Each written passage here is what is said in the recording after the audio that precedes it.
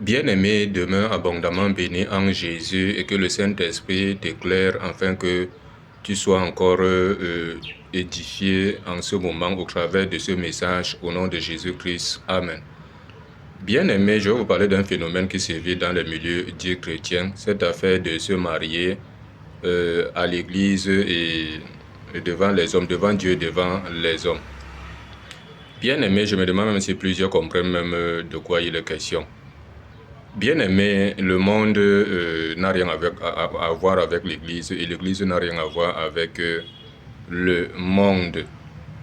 Bien-aimé, ce que les uns et les autres doivent comprendre, c'est que les autorités sont là, sont établies par Dieu.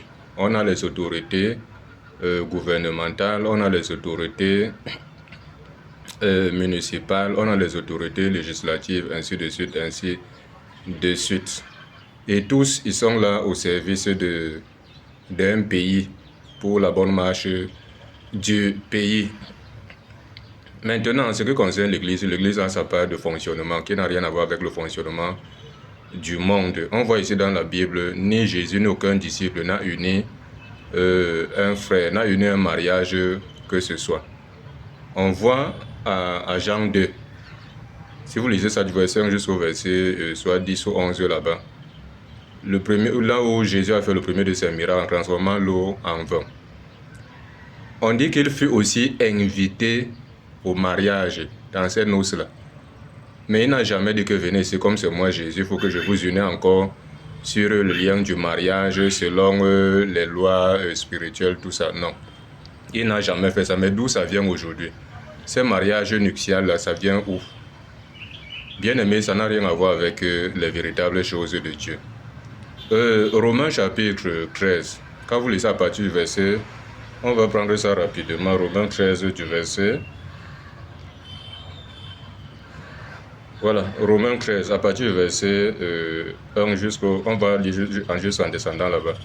On dit que toute personne soit soumise aux autorités supérieures, car il n'y a point d'autorité qui ne vienne de Dieu, et les autorités qui existent ont été instituées de Dieu. On sait que pour être légalement marié selon le monde, il faut avoir un acte de mariage signé par une autorité municipale, dont le maire ou un officier, je crois, d'état civil, un truc comme ça. Voilà, donc c'est eux qui sont chargés de le faire. Et non, déporter cela dans les choses de Dieu. Parce que Jésus lui-même ne l'a jamais fait, aucun disciple ne l'a jamais fait. Et ici, la Bible ne recommande même pas de le faire. Ils ont également un passage. Donc si vous lisez Romains 13, du verset 1 en descendant là-bas, vous allez comprendre. Ça parlait des autorités. Il y a un passage ici à 1 Corinthiens 7, verset 39, auquel ils ont l'habitude de s'appuyer pour justifier pour certains leur fonctionnement là, qui n'a rien à voir avec la parole de Dieu. 1 Corinthiens 7, verset 39 nous dit: une femme est liée aussi longtemps que son mari est vivant, mais si le mari meurt, elle est libre de se marier à qui elle veut, seulement que ce soit dans le Seigneur.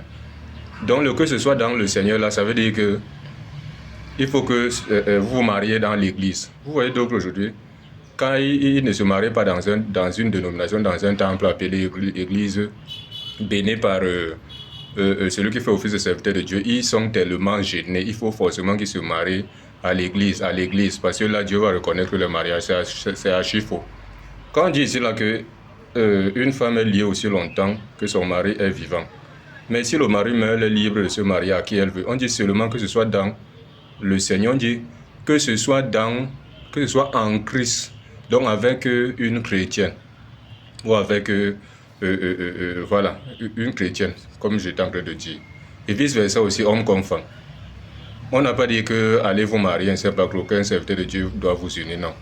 Donc ça ne vient pas de Dieu. Parce qu'un chrétien doit se marier avec une chrétienne. Donc toi, le chrétien, si le lien du mariage vous a séparé par le décès de l'un ou de l'autre, et que l'un de vous veut se marier, il faut que cela soit avec un chrétien ou une chrétienne.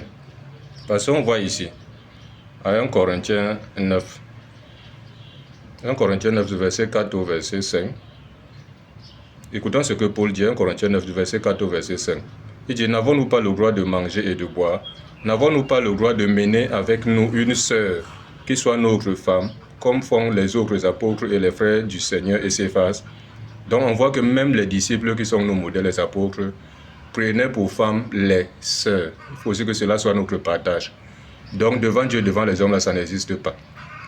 Donc voilà un peu ce qu'il fallait que nous partageons.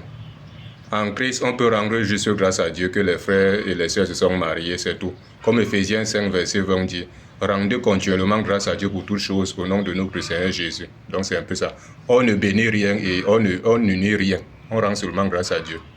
Bon, voilà un peu ça. Dans la paix au nom de Jésus. Amen.